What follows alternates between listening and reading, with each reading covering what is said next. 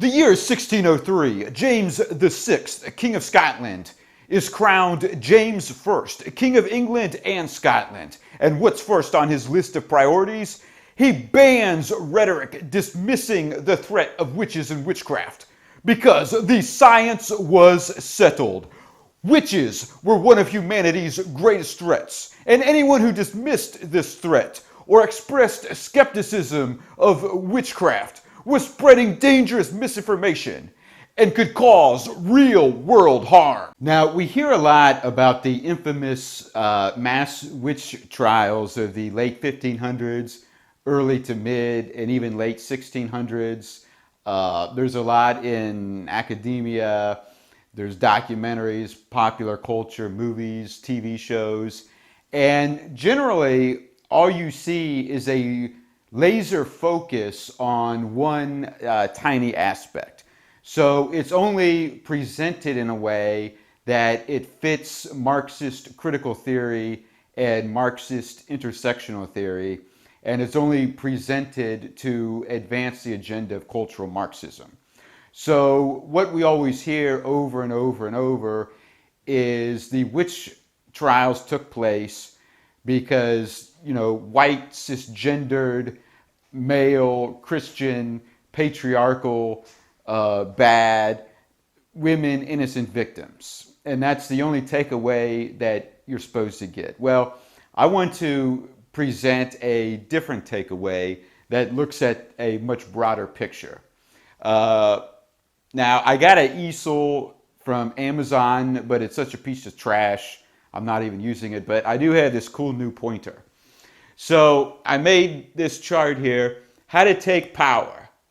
First, you need a crisis.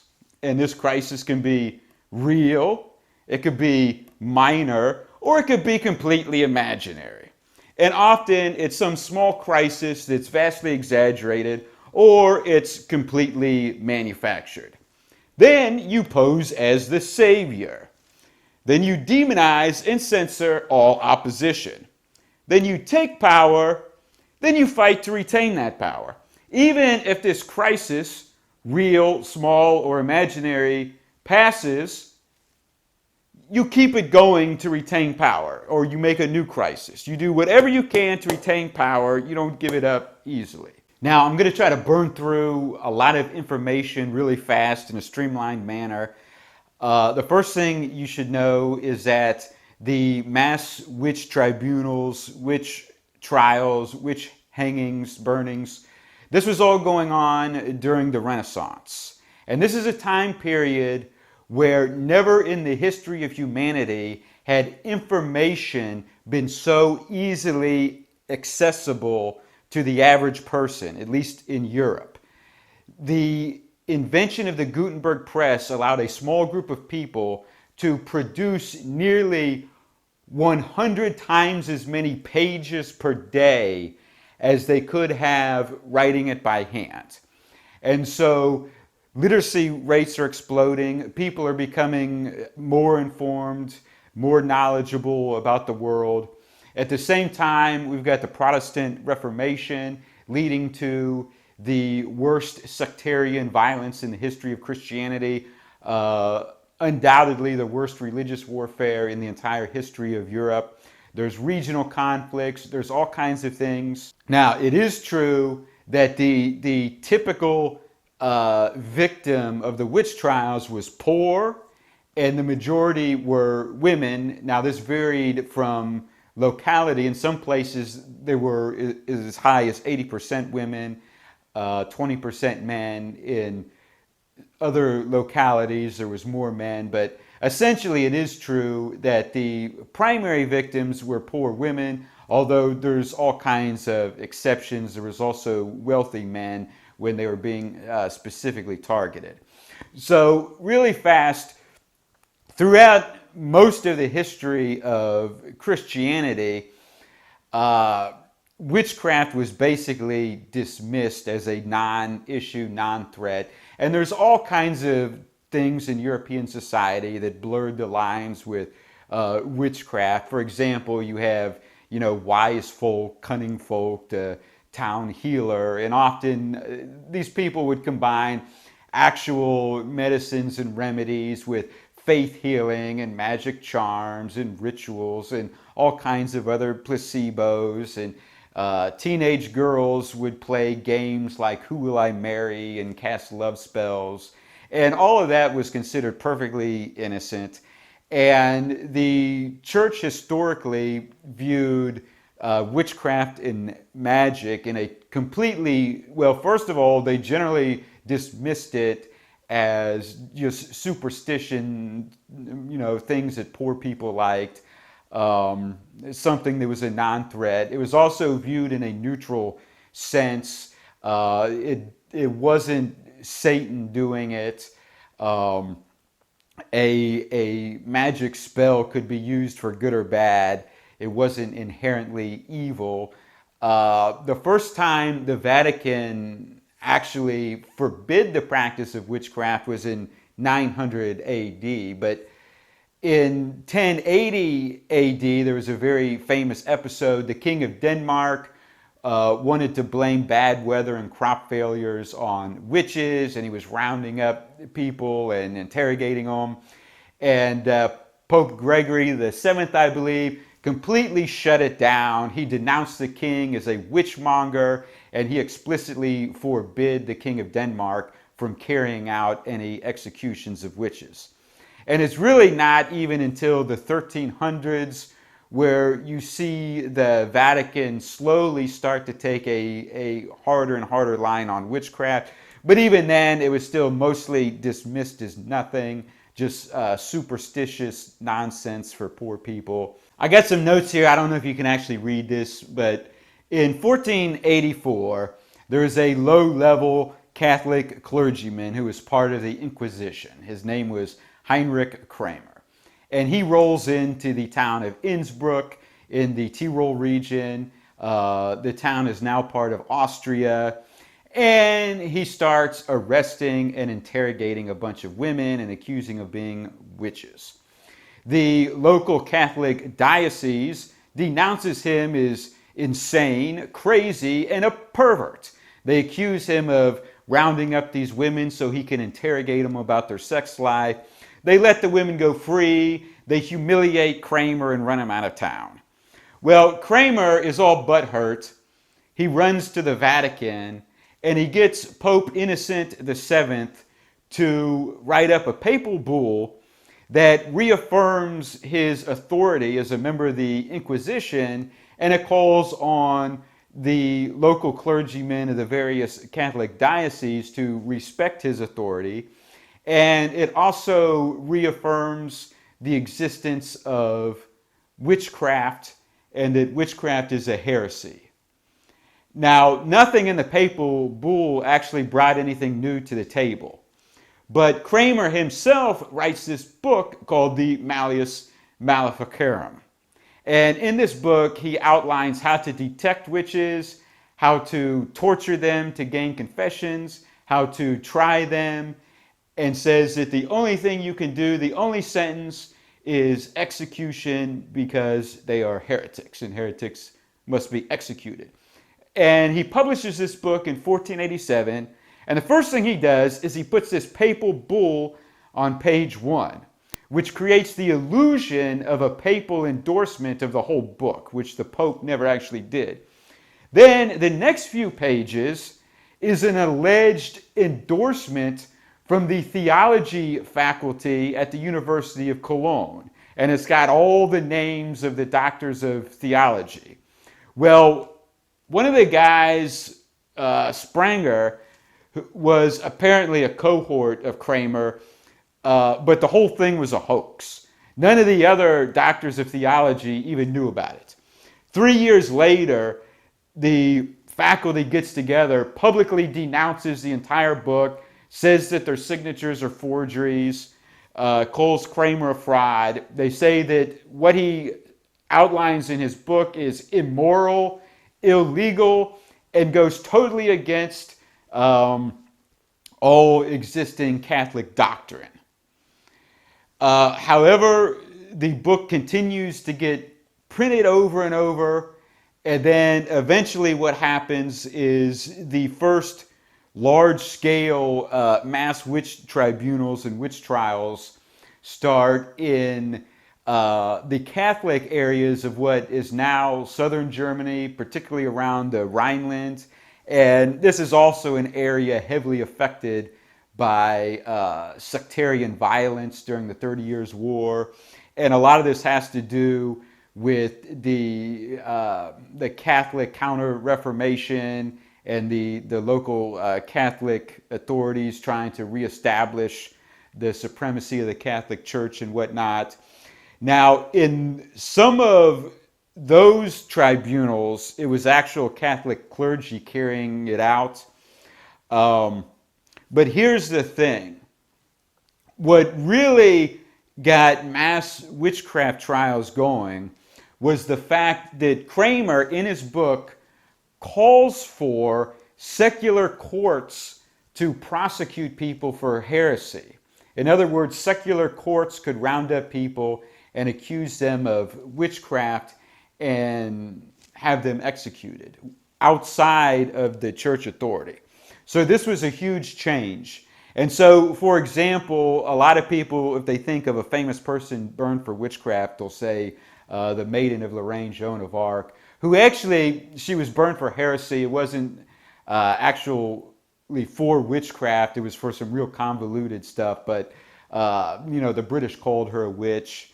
But the British could not try her for heresy in a secular court. They had to get the Catholic Church to do it. So they had a guy, Bishop Pierre Cachon. And then 20 years later, when hostilities between France and England died, the Vatican held a retrial, completely exonerated Joan of Arc, and declared that Pierre Cachon was a heretic who convicted Joan of Arc out of a secular vendetta because he was an English partisan.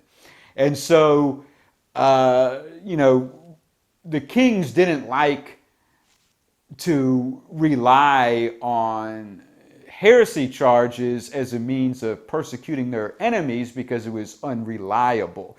They had to get the church to do it for them, and it could blow up in their face. But if they could arrest the person and if they could conduct a trial themselves, well, that was a totally different story. And so it was the transfer of heresy trials from the religious courts to the secular courts laid out by Heinrich Kramer that really got this going. And this guy Kramer, things didn't work out for him either.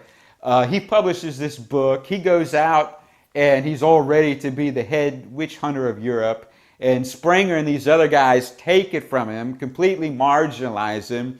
They kept him holed up in hotel rooms and wouldn't even let him speak to the public. They knew that if anyone heard him speak, they'd be turned off because he was such an idiot. So in 1581, the first, mass-scale witch hunt and witch trial is underway in the Rhineland, and smaller incidents are occurring in other parts of Europe. 1584, Reginald Scott publishes The Discovery of Witchcraft in England. And this is truly a phenomenal book, considering that one person amassed so much information in the late 1500s. And so this attacks the validity of witchcraft and magic from every possible angle: theology, philosophy, history, performance art. He covers every single aspect. He uses the writings of John Calvin, and he says that the devil does not cause bad weather. God causes bad weather. God causes good weather and bad weather. The devil has nothing to do with it.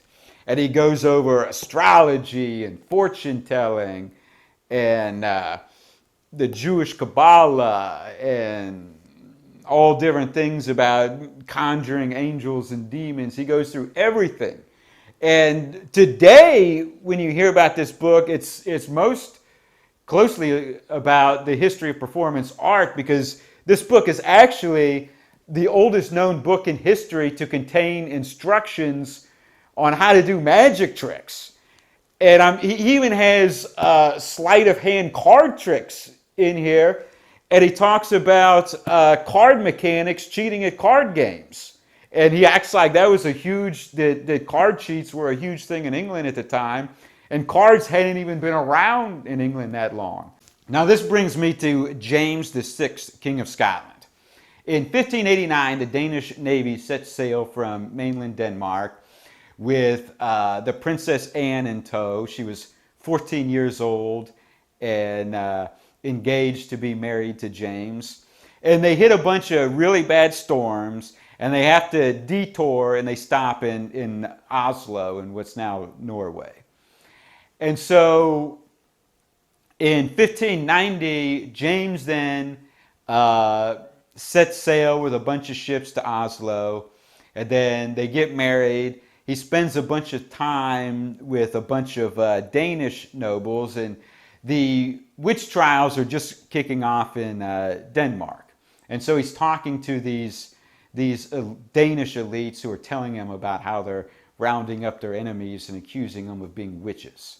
And apparently James really liked this idea. So in May of 1590, James and Anne sail back to Scotland with all the Scottish ships. Once again, there's a bunch of big storms. They get back, and James claims that they almost died in this brutal storm.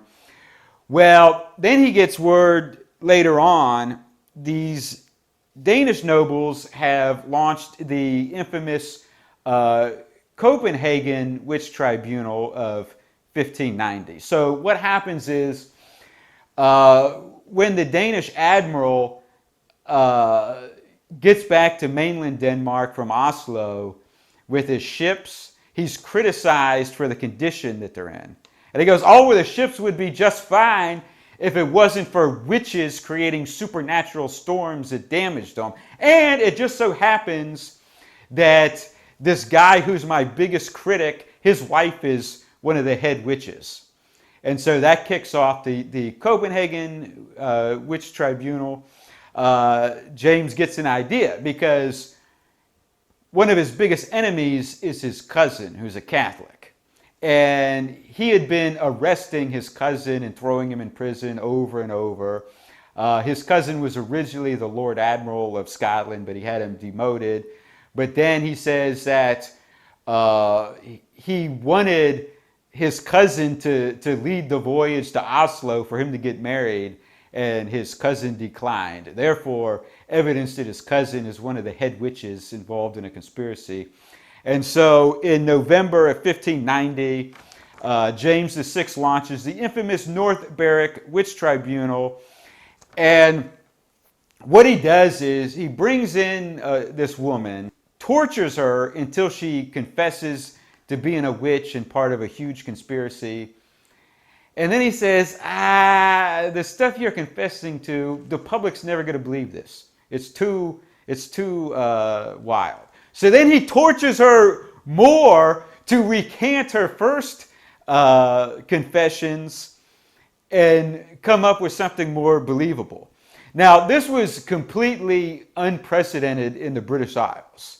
Now, Henry VIII, when he started the Anglican Church, he gave his royal court the authority to try people for heresy outside of any religious court. And they did try and execute like 38 people for heresy. But for the king to actually lead, the king personally was interrogating this woman, which was completely unprecedented, a completely brand new thing. And so he finally coaches this woman after days and days of torture into coming up with a more believable story that she used magic to spy on him on his wedding night, and that she's part of a vast conspiracy led by Satan himself, and his cousin, surprise, surprise, is a high-ranking member of this conspiracy. And so before he could never whip up enough hysteria to get public support to execute his cousin, now he's going to use witchcraft. So once again, for like the 6th or 7th time, he has his cousin arrested and thrown in prison. A month later, someone either helps his cousin, Francis Stewart's his name. Someone either helped him escape or he was able to escape. He flees to Italy, and years later he dies in poverty in Naples, never to return to the British Isles. So 1597, King James VI is so full of himself. This has been so successful. He says that he is personally on a mission from God to stop the threat of witchcraft, and that he is the devil's #1 enemy. He's got stacks and stacks of confessions that he, in many cases, personally helped to obtain, in which these witches are saying, oh yes, Satan told me personally that killing you and deposing you as King of Scotland is #1 on his whole agenda. He wants to depose you more than anything else in the world. And so he publishes his own book called Demonology, where he lays out how to detect, hunt, torture, kill witches, blah, blah, blah. And of course he says anyone who dismisses the threat of witchcraft obviously is either a total fool or is in league with Satan himself. 6 years later, he's crowned King of England and Scotland, and one of the absolute first things he does, he bans Reginald Scott's book. He orders every single copy of this book rounded up and burned. Fortunately, some copies survived, and in the second half of the 1600s, publishers started printing it again.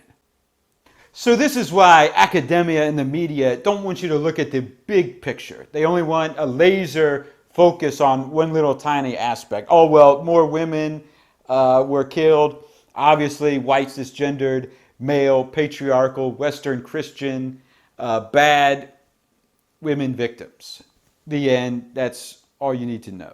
It's much bigger than that. It's manufactured threat with an agenda to get more power. If Facebook, YouTube, and Twitter existed in England in 1603, Reginald Scott would have been deplatformed and his content would have been declared dangerous misinformation that could cause real-world harm. All right, thanks for watching this video. Click the like button, post a comment below. Tell me what you think about this. And please support my sponsor, Patriotic Flags, the online flag store, patriotic-flags.com. And click the subscribe button. New video every once in a while. All right, in honor of Reginald Scott, I'm going to do a card juggling. All right, I'm going to fan through this deck. Tell me when to stop. I'm going to have to pick for you, but I don't have my glasses on, so I can't even see what card it is in the little screen. So look at the card, commit it to memory. Hopefully it's in focus. Hopefully you can see it. And I'll just, shuffle the cards, get it all mixed up. Totally lost in the deck. Impossible to find. And now I will attempt the hot shot cut.